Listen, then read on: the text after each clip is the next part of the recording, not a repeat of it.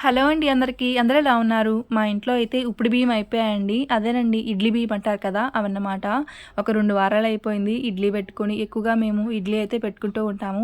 ఇంకా ఒక బస్తా అయితే తీసుకొచ్చేశారు. ఎప్పుడు ఏందంటే మేము ఇట్లా బస్తా కొనేసుకుంటాము. మాకు 2 నెలలు అట్లా వస్తుందండి.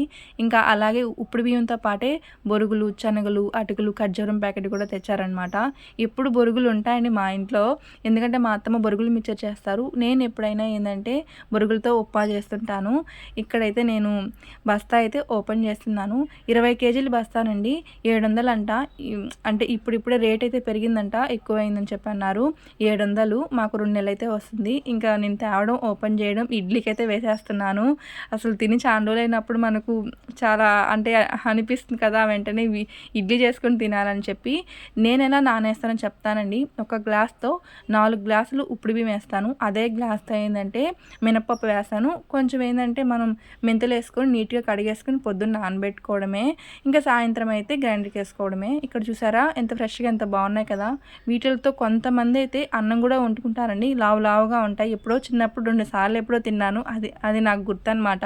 నేనేందంటే ఇడ్లీలోకి మెయిన్ ఇవే. ఇంకా అంటే అప్పుడప్పుడు దోసకేసుకుంటాం కాబట్టి దోసలో కూడా ఒక గ్లాస్ అయితే వేస్తాను.